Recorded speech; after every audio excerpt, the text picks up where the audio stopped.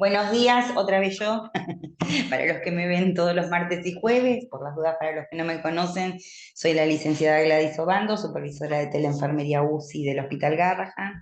Tenemos al coordinador de tele-UCI del Hospital Garrahan, el doctor Edgardo Rodríguez, coordinador del programa de terapia. Bueno, estamos acá para finalizar con la información que tenemos para darles acerca del cuidado del paciente con asistencia respiratoria mecánica. Sabemos que ya estuvieron viendo modalidades, modos ventilatorios, etcétera, etcétera. Bueno, ahora nos toca a las enfermeras, después que los doctores pusieron el respirador, de ver qué hacemos con ese niñito en la asistencia durante la colocación y, por supuesto, posteriormente. Les presento a mi colega. Preséntate vos. ¿De dónde Buenos sos? días, mi nombre es Gaspar Noemí Gisela, soy enfermera de UCI 45, soy especialista en cuidados críticos, así que hoy vamos a hablar de enfermería como un actor principal. Muy bien. Noé, todo tuyo. Recuerden que a medida que van haciendo las preguntas del chat, si tiene relación con lo que la licenciada está disertando, la vamos a interrumpir. Si no, lo contestamos al final junto con el doctor para no mezclar los temas, ¿sí? Muchas gracias por la participación a todos. Bueno, una introducción. La ventilación mecánica es una estrategia terapéutica, se considera un procedimiento utilizado para sostener la respiración de modo transitorio durante el tiempo necesario hasta que la recuperación de la capacidad funcional del paciente le permita reasumir su respiración espontánea. Los objetivos de la ventilación mecánica: mejorar el intercambio gaseoso, ventilación y oxigenación, mantener o restaurar el volumen pulmonar, reducir o sustituir el trabajo respiratorio, disminuir el consumo de oxígeno sistémico, miocardio, estabilizar la pared torácica, permitir sedación, anestesia y relajación muscular, prevenir la lesión pulmonar asociada a ventilación mecánica. Las indicaciones: insuficiencia respiratoria, apneas, hipercapnia, hipoxemia, alteraciones neurológicas, alteraciones de los reflejos de protección de la vía aérea, escala de Glasgow menor a 8, hipertensión endocraniana, estatus epiléptico refractario, alteraciones circulatorias, paro cardiorrespiratorio, inestabilidad hemodinámica severa, insuficiencia cardíaca severa. Ventilación electiva: pueden ser los postoperatorios de cirugía mayor, necesidad de sedación profunda para técnicas y procedimientos invasivos. Recordando que esto es un trabajo en equipo, ¿sí? Hay una distribución de roles en donde el médico, enfermería y kinesiólogo deben trabajar de manera conjunta al momento de realizar una secuencia de intubación, ya sea rápida o programada. La distribución de roles ayuda a que cada operante tenga un rol específico. Por ejemplo, podemos decir que en cuanto al equipo, chequear el sistema de aspiración, en cuanto al armado del equipo, siempre y cuando teniendo en cuenta la higiene de lavado de manos.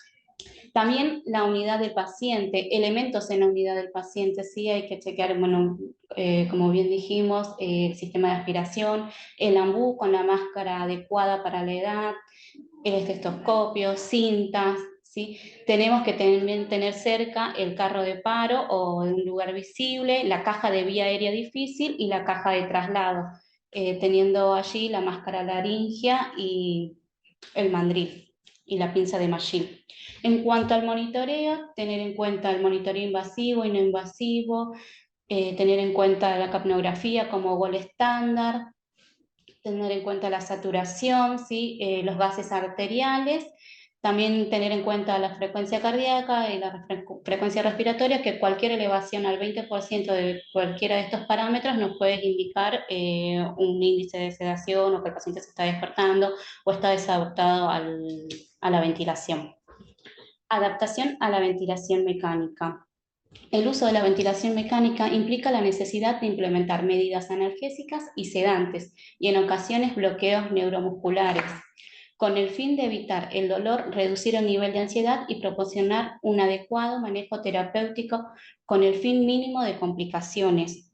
La adaptación del individuo a la ventilación mecánica se origina en la necesidad de sincronizar la actividad con respecto de la actividad del respiratoria del paciente con la actividad del ventilador. El objetivo es evitar la lesión diafragmática, disminuir el trabajo respiratorio.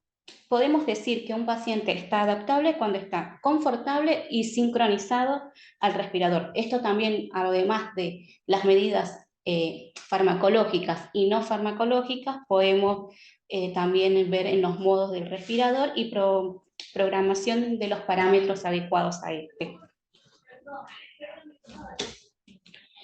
Acá puse una fotografía de lo que serían las unidades de cuidados intensivos de la terapia, en donde, bueno, podemos ver que contamos con escalas de sedación y con una pizarra en donde podemos plasmar el objetivo diario de sedación, ¿sí? Una de las metas también internacionales de cuidado y seguridad del paciente es la comunicación, ¿sí? Entonces, si todos sabemos el objetivo de sedación que tenemos para la planificación del día, podemos avanzar o ver si hay necesidad de aumentar o disminuir, o si estamos en caso de un destete o una extubación programada o algo de cómo vamos viendo el avance de la situación clínica del paciente.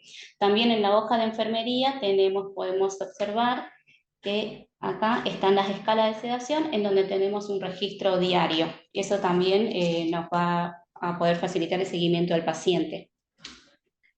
En cuanto a la escala de sedación, lo que utilizamos es la SBS. Esta nos presenta un score de 6 puntos, en donde 0 sería como la adaptación confortable, y los puntos negativos sería sedación profunda, y los puntos positivos el grado de agitación del paciente. Esto también nos va a permitir evaluar, o sea, el nivel de sedación que necesitamos, que requiere el paciente en nuestro plan terapéutico diario.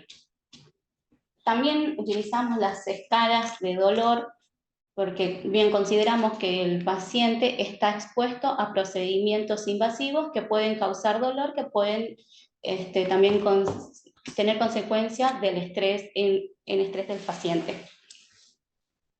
Tenemos la escala de FLAC. También podemos ver la escala de intensidad de dolor. En este caso, o sea, se ocupa esta escala de las caritas y eso cuando un paciente está más despierto y todo, pero también lo tenemos en cuenta, ¿sí? Cuando ya el paciente se va, salió de una extubación programada o algo, también tenemos en cuenta estas escalas, por eso lo tenemos ahí. También tenemos la escala de Sofía y la escala de delirio. La escala de Sofía nos permite valorar el síndrome de abstinencia del paciente. Esto lo hacemos de manera diaria y también lo registramos en la hoja de enfermería y lo tenemos ahí en el plan diario terapéutico del paciente. En cuanto a las complicaciones, podemos decir lesiones pulmonares, alteraciones hemodinámicas, alteraciones neuromusculares, lesiones de la vía aérea, alteraciones nutricionales y complicaciones infecciosas.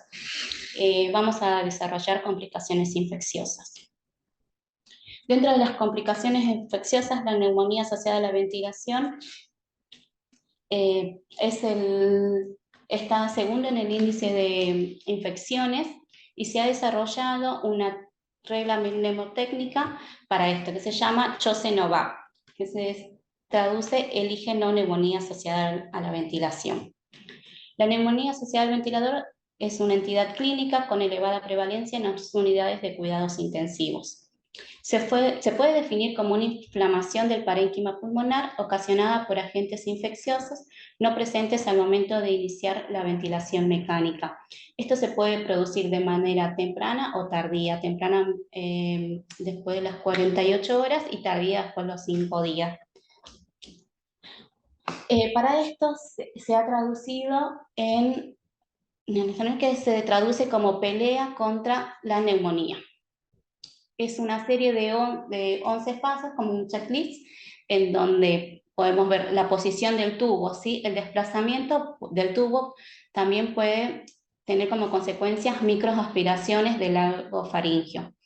En la terapia intensiva del hospital se utiliza como tipo de fijación el tipo tira simple, en donde podemos observar en las imágenes que se realiza la asepsia de la cara del paciente y con 2 tiras, no me parece.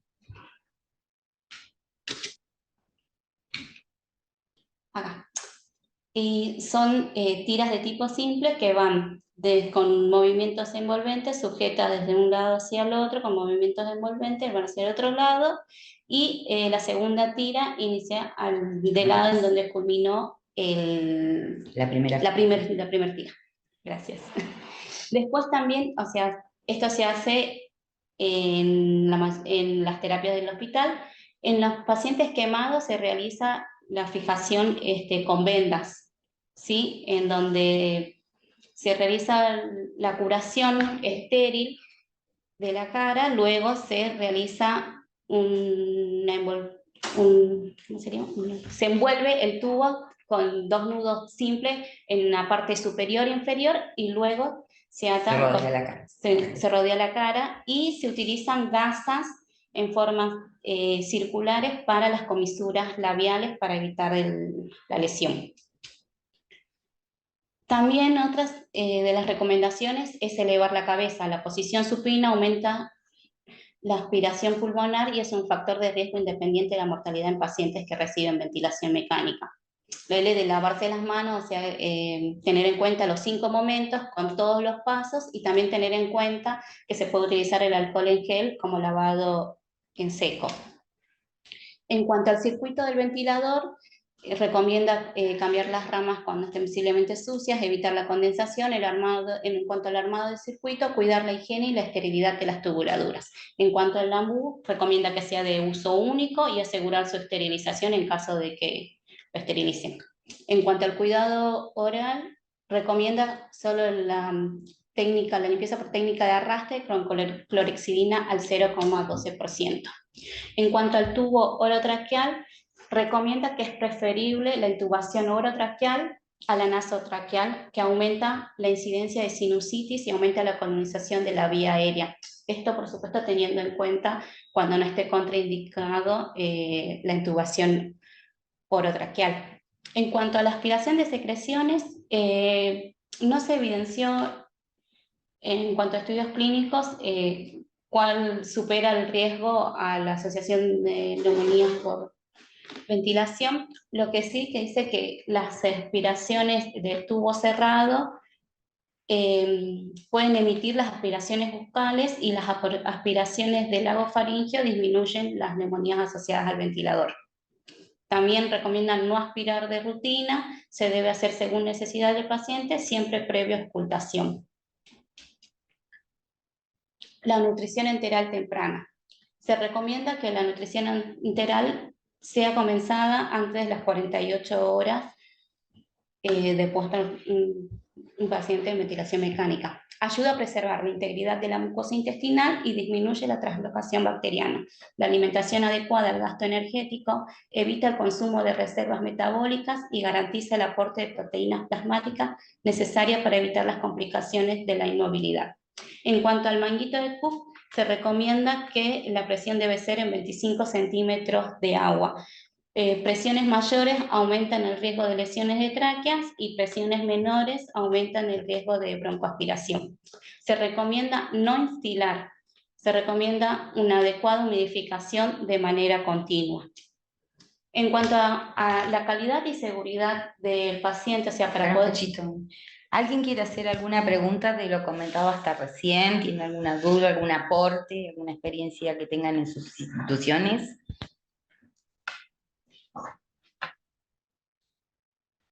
No hay nada en el chat. Por ahora no. Bueno, por ahora. Si preguntan, bueno, continúan si quieren. No hay. Seguimos. Listo. En cuanto a la calidad y seguridad de atención al paciente, o sea, se han propuesto 6 metas internacionales. En el hospital contamos con un comité de seguridad del paciente, entonces iba a contar un poco lo que hacemos. En cuanto a la primera meta de la identificación correcta, contamos con carteles en la unidad del paciente en donde están identificados, pulseras identificatorias y también sticker para momentos de muestras, toma de muestras, cosas. También en cuanto a la comunicación, refiere que la comunicación tiene que ser oportuna, precisa y comprendida. Esto en los casos de situaciones críticas, ¿sí? En cuanto al equipo de trabajo y también en cuanto al personal y la familia. Por ejemplo, entre los pases de guardia, los informes médicos, las indicaciones verbales en urgencia. Esta comunicación, o sea, tiene que ser precisa y sobre todo tiene que ser comprendida en cuanto a esto a la distribución de roles, de saber que el mensaje haya sido bien comprendido y que se esté realizando las indicaciones. Transferencia de información entre distintos sectores del hospital y transferencia de los pacientes a los servicios de diagnóstico. Entre el personal y la familia, en cuanto al informe médico, también se podría poner acá en caso de algunos ejemplos, indicaciones médicas, altas y eso para tener en cuenta. En cuanto a la seguridad del paciente, realizamos la escala de riesgo de caída de Humpty-Dumpty, en donde mediante una escala de puntos que se toman en cuenta la medicación, cirugía, estado del paciente, la movilidad, se puntúa en una puntuación total de 12 puntos, en donde menores a 7 puntos es sin riesgo, de 7 a 11 puntos es riesgo bajo y más de 12 puntos es riesgo alto. En el hospital lo clasificamos con sin riesgo de color verde, de 7 a 11 puntos riesgo mediano, riesgo mediano y más de 12 puntos riesgo alto. En la terapia intensiva se consideran todos los pacientes por protocolo de riesgo alto. Ahí te paro un cachito. Recuerden que todos los nenes que están ventilados, o la mayoría de ellos, requieren algún tipo de sedación o de analgésico y demás, y a veces cuando va pasando el efecto, pueden tener un efecto de desorientación en la persona, en este caso en el niño, y eso genera como un mal despertar y puede querer bajarse de la cama. Entonces eso, por una cuestión de protección, se siente que está agredido, entonces se quiere ir por este efecto de la residual de las sedaciones. Entonces, sí, entonces por eso nosotros consideramos que todos aparte las camas de terapia intensiva en general son más altas de los normales, ¿sí? Por el tema de todos los procedimientos que tenemos que hacer los operadores de la atención. Entonces está bueno, nosotros todos los nenes los clasificamos con rojo, ¿sí? Como un paciente de alto riesgo, por esa razón. Sí, no, hay algo que, por supuesto que estos scores hechos básicamente en adultos tienen que ver a aquel paciente que no está absolutamente lúcido, o porque viene de una anestesia, o porque recibe sedación, o alguna medicación que puede interferir con su motricidad o con su lucidez, digamos, su grado de conectividad. Pero estamos hablando de chicos. Es decir, y los chicos, aún estando lúcidos, aún no teniendo medicación que pueda interferir con su conectividad y su comprensión, se caen de las camas. Entonces, la realidad es que todo paciente que esté internado pediátrico debe mantener todas las medidas necesarias. No estoy hablando del adolescente que está por salir de terapia, pero deben mantenerse estas ideas y este concepto de que es un alto riesgo de caída de la cama. Y no confiarse solamente con que, bueno, está el familiar al lado que lo está conteniendo, porque hemos tenido episodios de pacientes con fijaciones, con los padres al lado que se cayeron de la cama. Y uno dice, ¿cómo pudo ser? Ocurre. Es decir que yo consideraría a todos los chicos, sabiendo que el que está sedado, que está inmovilizado, que puede tener algo que lo incomode, incrementa el riesgo, pero todo chico debe ser considerado como un paciente de alto riesgo de caerse de la cama. Perdón, que te interrumpí, pero era importante aclarar lo de la caída. Bueno, evaluar el riesgo de caída, establecer medidas de prevención, hacia protocolos. En la unidad del paciente tenemos chichoneras, todos se consideran de color rojo, también están identificados en las pulseras identificatorias. También es una terapia abierta, lo cual quiere decir que los padres están continuamente en compañía del paciente, ¿sí? Si en todo caso, o sea, siempre se recalca que no sea un evento punitivo, pero si hay por accidente ocasiona la caída de un paciente, se debe accionar, reportar el caso, como siempre tenemos protocolos, activar este protocolo, y también se toma en cuenta que no es una medida punitiva, sino tenemos las Reflexiva. incidencias, sí, y una medida reflexiva. Registrar y, bueno, registrar en la historia clínica. En este caso, que ya hablaba muy bien, ¿la puedes parar acá?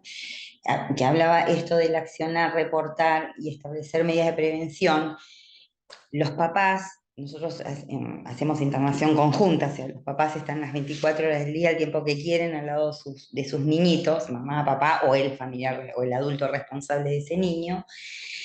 Y cuando uno comunica no solo el diagnóstico médico, el tratamiento, el pronóstico, qué intervenciones de enfermería se le van a hacer y demás, además, ellos, que son el 50% del tratamiento que nosotros estamos implementando en los pacientitos, deben conocer que su niño tiene riesgo de caerse y que nosotros consideramos que todo niño que está en una terapia intensiva tiene ese riesgo, y es y no, por supuesto, no siendo los responsables de si se cae, sino de que sea un actor más para la prevención del riesgo. Estamos contando la prevención del riesgo porque sabemos que puede suceder. ¿Sucede siempre? No. ¿Sucede a veces? Sí. Y lo único que le falta a un nene que tiene un distrés respiratorio es que se caiga de la cama. Digo, va a agravar muchísimo el cuadro, puede tener un pronóstico que no era desde el principio, digamos, o sea, lo que uno trata es de limitar el daño. Ya el distrés está instalado y estamos tratándolo. Bueno, tratemos de que no tenga otra cosa. Y el trabajo del equipo, pero sobre todo enfermería, que está las 24 horas del día, los 365 días del año, al lado de los nenitos, es justamente agravar el cuadro con una situación que es prevenible, ¿sí? Listo, ya está.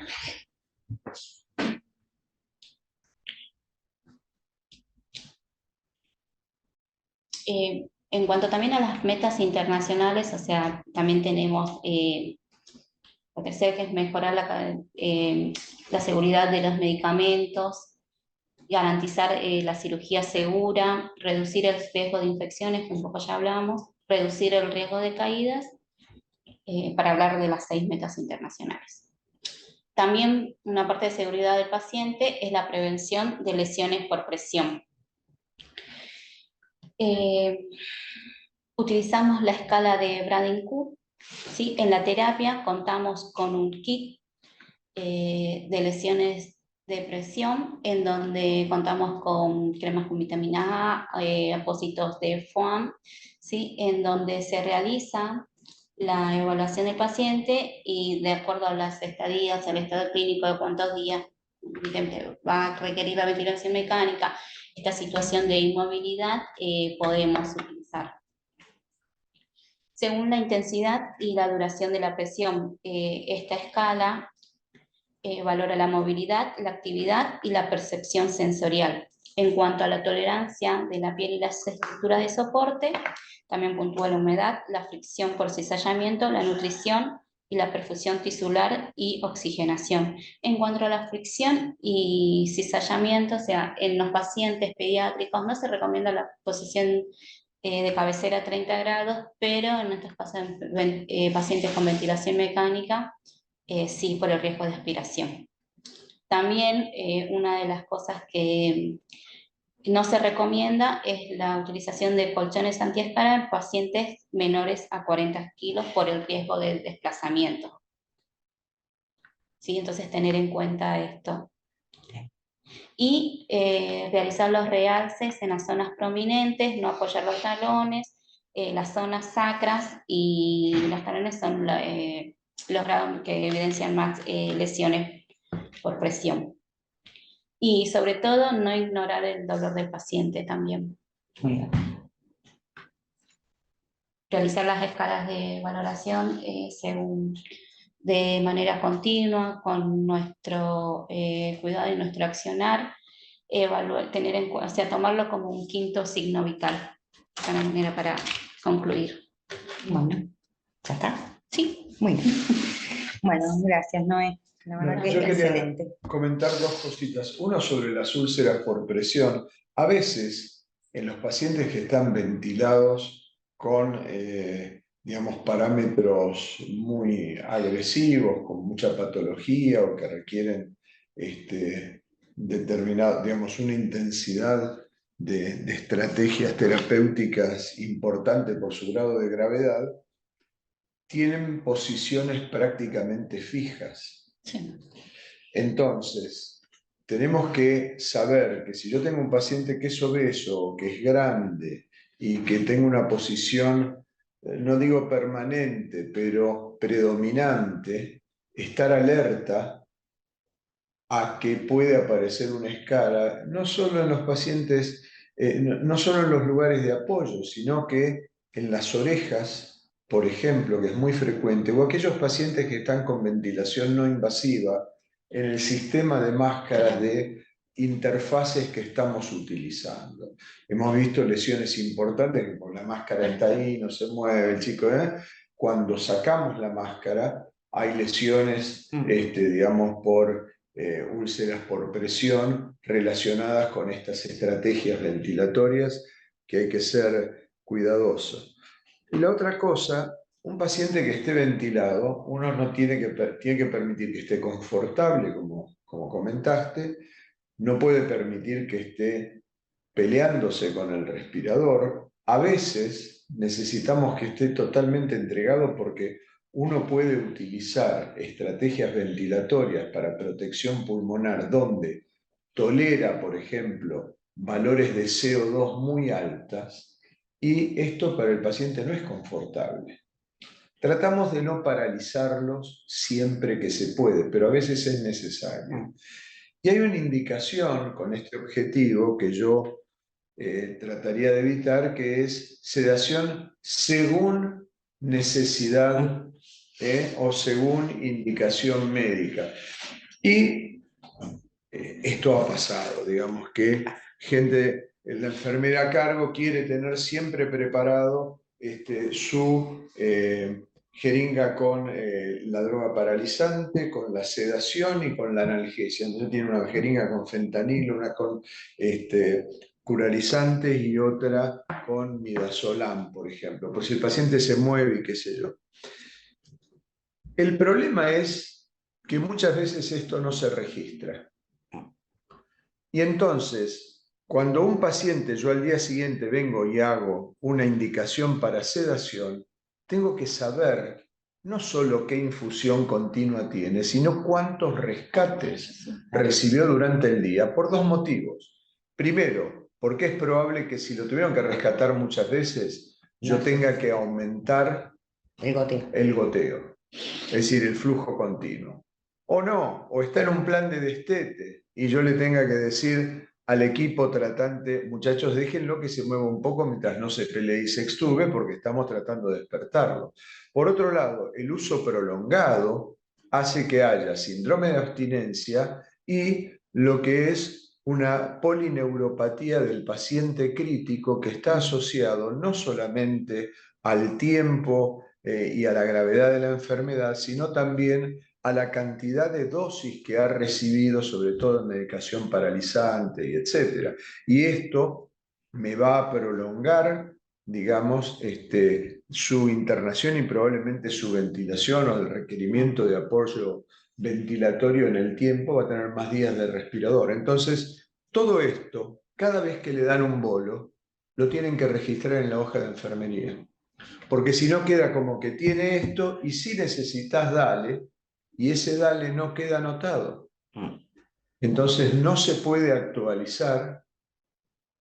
Y lo otro es que esta preparación, nosotros estamos manejando drogas que son drogas de alto riesgo, todas estas drogas de medicación, y drogas que también se usan con otros fines. Entonces, el preparar esta jeringa que yo a veces hace que haya una cantidad de medicación que no queda registrada en ningún lado, y una vez, esto lo detectó la gente de los farmacéuticos clínicos que tenemos y trabajan dentro de la unidad, que me dicen, che, nosotros les mandamos más drogas paralizantes que las que están indicadas, por esto, porque no se anotaba. No detectamos que hubiera ningún asesino serial que estuviera matando gente con drogas curalizantes, ni hubo ningún suicidio. Así que lo que nos dimos cuenta era esto, es que había una pérdida de control de la medicación por estas prácticas y una pérdida de registro de la cantidad de medicación utilizada para cada paciente. Digamos, esto es, trato de comentarles o de transmitirles experiencias cotidianas para que los registren, lo sepan y lo conozcan. Acá Liliana está preguntando cada cuánto rotamos al paciente. Ah, Universalmente cada 2 horas es lo indicado, ¿sí? Hay pacientes, como dijo el doctor, que tienen una posición terapéutica obligatoria, ¿sí? Por la patología, por ejemplo, un trauma del cráneo grave, ¿sí? Que tiene que estar con una línea media, en eje, qué sé yo, un paciente con ECMO, ¿sí? Que también está en una posición obligatoria. Y la verdad que no podemos rotarlo como la milanesa, porque son chicos que ni bien lo tocamos un poco, están tan inestables hemodinámicamente que pueden descompensarse. Entonces, lo que hay que hacer es quitar despacito los sitios de apoyo, sin rotar, o sea, tratar de que el paciente modifique el lugar donde se está apoyando. Con dispositivos, a las chicas inflan los guantes, le ponen almohadillas, le piden a los papás almohaditas, igual todos nuestros nenes están en colchón de aire. Uno puede tomar un montón de medidas extrafísicas, digamos, como el colchón de aire, se pueden usar apósitos de hidrocoloides en las zonas de apoyo para que. Pero la lesión por presión es esto: se está presionando el flujo sanguíneo en una parte de la piel, digamos, que sufre y se lastima. Entonces, rotar al paciente es muy importante. Ahora, hay que seleccionar el paciente que vamos a rotar de izquierda a derecha, supino, prono, qué sé yo, del que tiene una posición terapéutica obligatoria, y en ese caso lo que está indicado es quitar el sitio de apoyo, o sea, rotar poquitito la cabeza, como para que, esto que decía Edgardo, de las orejas, ¿sí? Modificar la posición de presión que se está haciendo sobre una parte del tejido. Igual a veces esto no lo podemos citar porque no es solo la posición o el sitio de apoyo, sino también la circulación y la mala perfusión es uno de los factores, por eso el Braden-Q, ¿sí? Es justo la escala que nosotros utilizamos en el hospital para poder evaluar los de más alto riesgo. Y así como en el de caída, los niños que están ventilados o embarazados son el de mayor riesgo de lesiones por presión, ¿sí? Porque tienen una dependencia directa de la movilización que le podemos hacer nosotros los adultos, en este caso los enfermeros. Así que, y dependiendo del tamaño, acá el doctor también nos ha ayudado a rotar pacientes, eso para que no se escale. Así que esto es un trabajo en equipo, y sí, cuando uno evalúa con el Braden-Q, este chico es un alto riesgo, justamente los sitios de apoyo protegidos, el colchón de aire, si es que se tiene, y, si no, y obviamente eso no reemplaza para nada las microrotaciones o las rotaciones cada 2 horas, ¿sí? Esto. No sé si responde tu pregunta, Liliana, pero bueno. Hay otra pregunta en el chat, fíjate. Lo que sí más. contamos Sí. en la terapia es con un reloj en donde dejamos marcado en qué posición lo dejamos al paciente y la hora, que es justo la hora que quería mostrar, pero... ¿Quieres saber la consulta que contiene la caja de LPP aparte de la vitamina A? Ahí la mostramos. Vamos a ver, más adelante. Ahí. El kit contiene apósitos de foam de distintos tamaños. Esponjas. Vitamina A. ¿Cómo se llama este? No me sale el nombre. No. Sí. Cicatrizantes. No importa. Sí, de todas formas, esta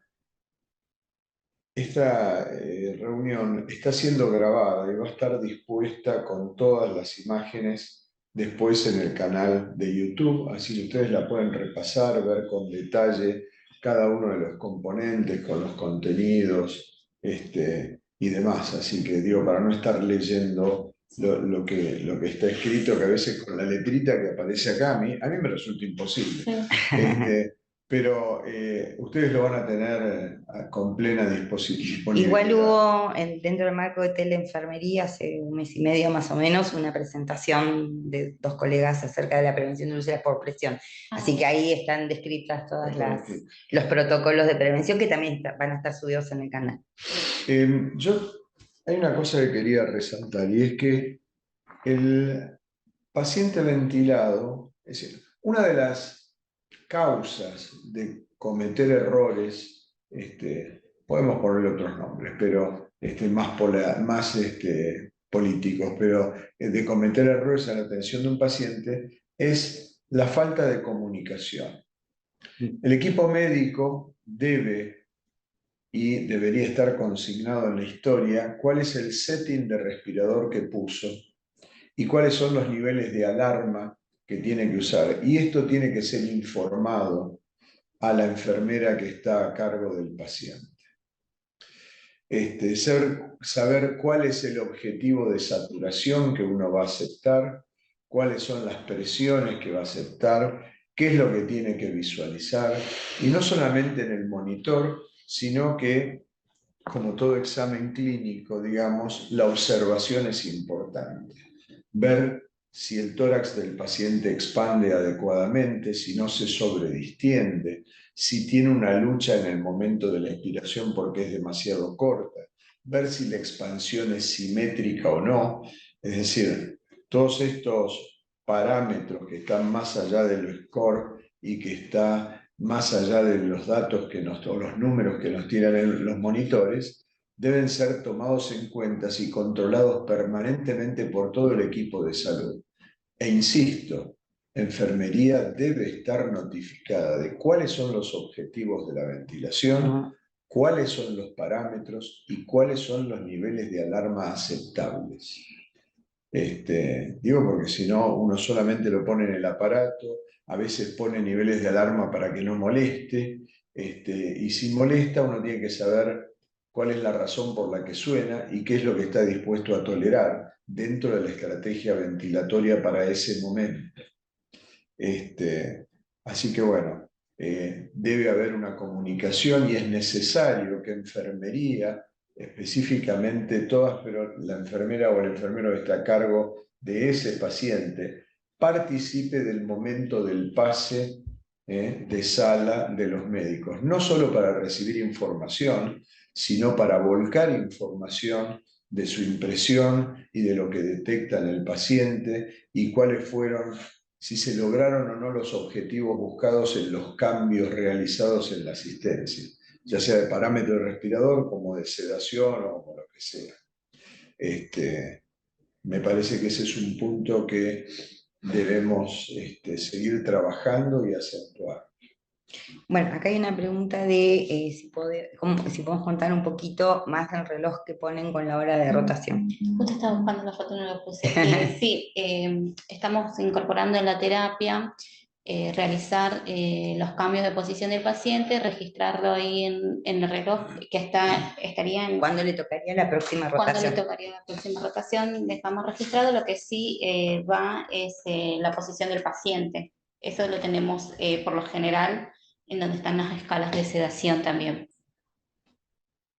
Sí, es un reloj común, nada más que movemos las agujas con los deditos. Y tienen o sea, están en diferentes posiciones del paciente. Exactamente. Es lo que está plasmado en en cada hora, digamos, de cambio, está supino, prono, lateral derecho, lateral izquierdo, digamos, y bueno, y uno va sabiendo que a las 4 le va a tocar el supino, por ejemplo, y aparece la imagen del supino.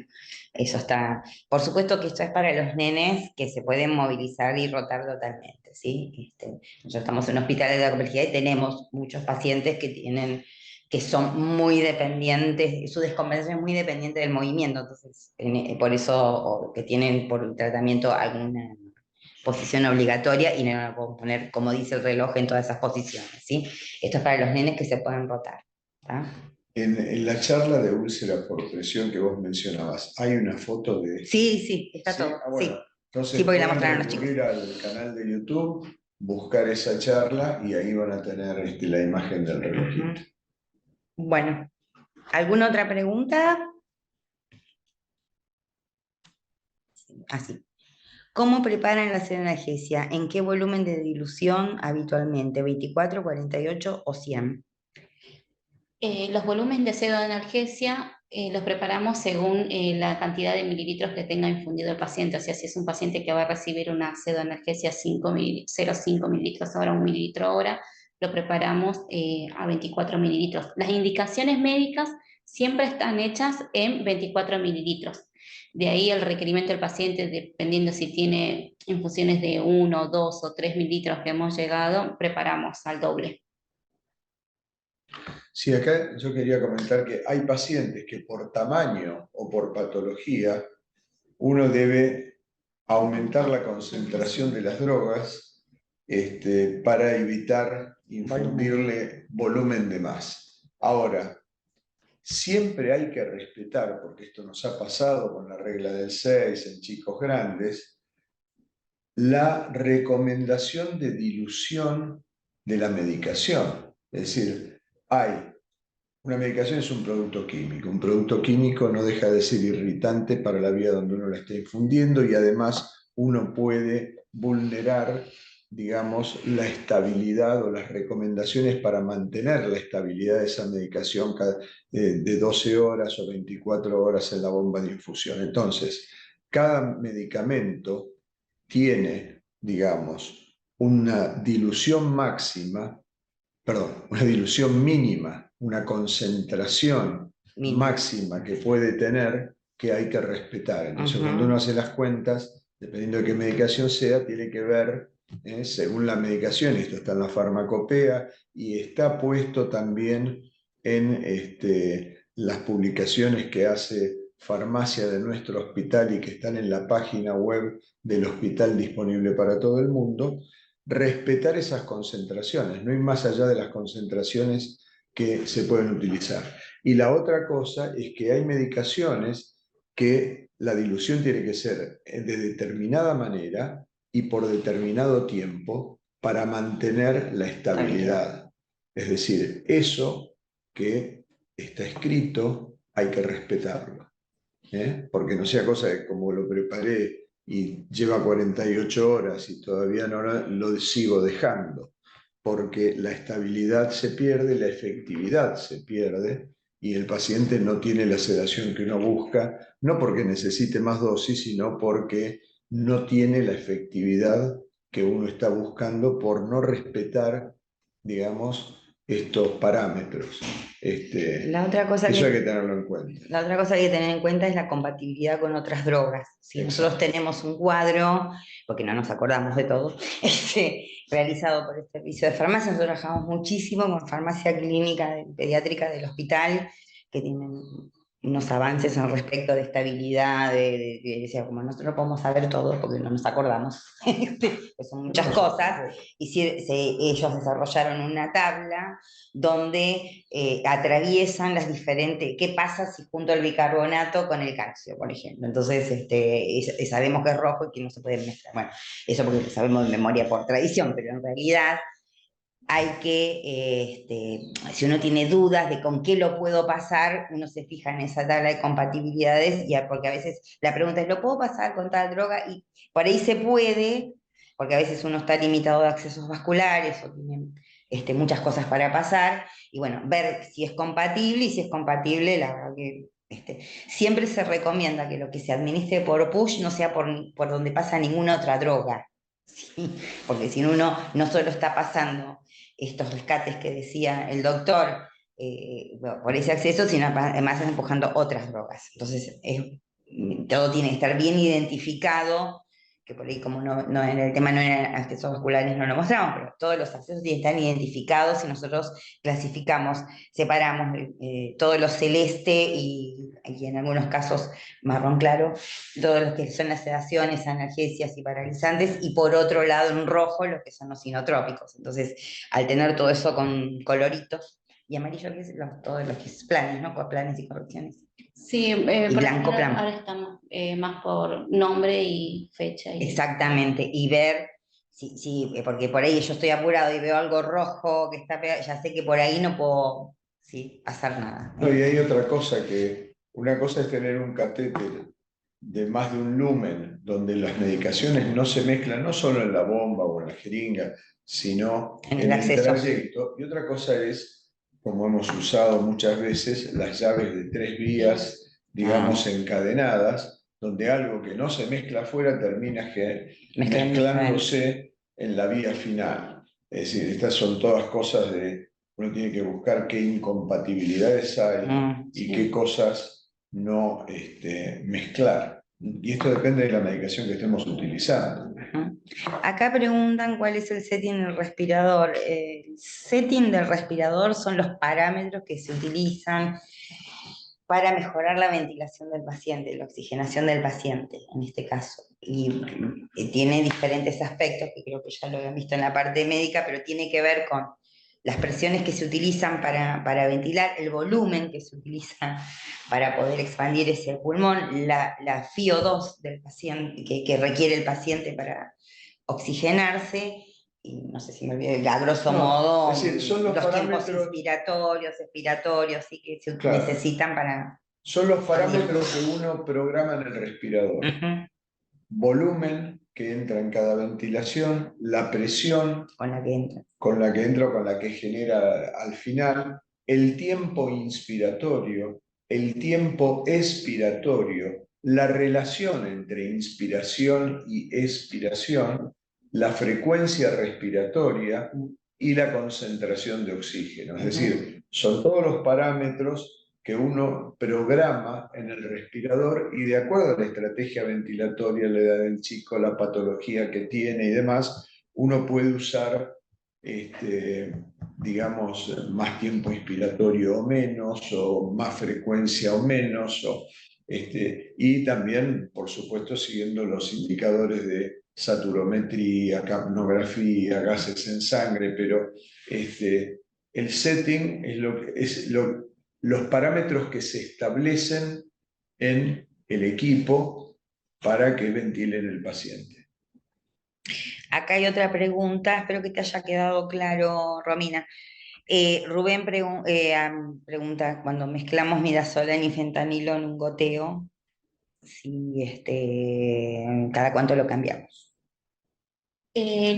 Por protocolo nosotros las drogas cambiamos cada 24 horas y lo que sí tenemos en cuenta es de utilizar toda la analgosedación en un lumen, el PHP en otro, en caso dejamos un lumen disponible para inotrópicos o nutrición parenteral. Bien. Y eso. Muy bien. 24 horas por recomendación. En realidad, porque acá hay que tener varias cosas. O sea, la farmacología pediátrica de este hospital trabaja muchísimo en esto de la estabilidad de las drogas y demás, y bueno, y la recomendación farmacológica 24 horas.